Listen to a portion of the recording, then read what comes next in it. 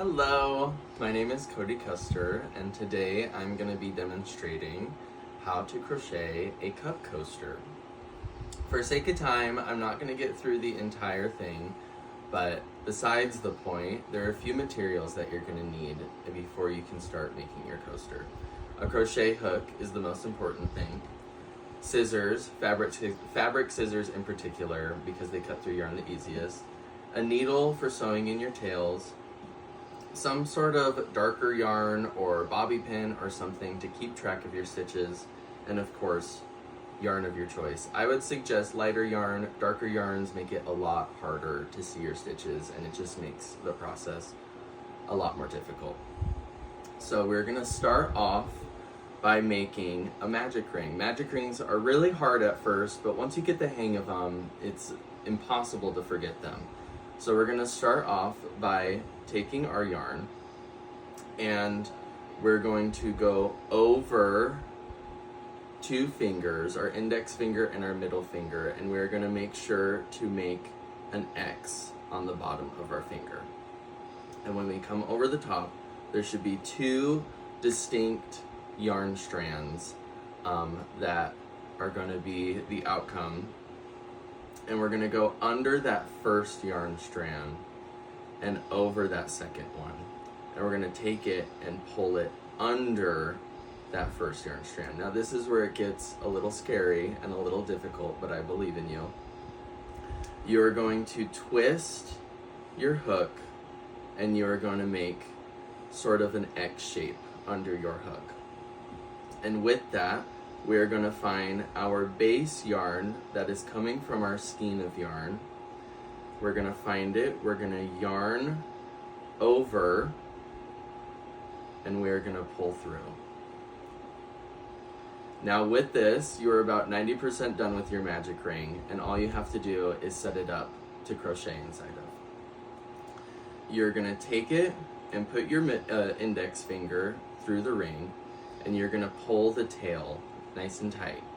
And this is going to create a much smaller workspace for you and a lot more even workspace for you to create your stitches. Now you're going to have a lot of space on your first stitch, so we're going to go back to our main yarn that's connected to our skein, and we're just going to pull it not too tight but not too loose, just a good even yarn tension. So now we're going to make a false double crochet. We're going to go inside of that magic ring, we're going to yarn over, and we're going to pull through that into that magic ring, and you should have two loops on your hook. You're going to yarn over again and pull through two. Now you've created your first stitch of the entire process, and what you're going to do is do this about 100 more times until you have a circle. You're going to yarn over again and pull through. And now you have a false double crochet. We're not going to be crocheting into this one. It's just a base for us to create our coaster. Now to create a true double crochet, we're going to yarn over, insert our hook into the magic ring once more, yarn over, pull through, yarn over, pull through two, yarn over, pull through two. Now at this point, this is where I like to take a dark piece of yarn or a bobby pin or something to keep track of your stitches. We're going to pull a little bit of our stitch up, and you can see that right here is our first stitch that we need to be working into. We're going to insert our hook and pull this dark piece of yarn through. So then you don't even have to worry about where your stitch is, and you can crochet as much as you want without even thinking about it. So now we're going to put 12 double crochets into our magic ring. Now this can take some time, so don't feel bad if you don't get it right on the first time. It does take practice, it does take patience.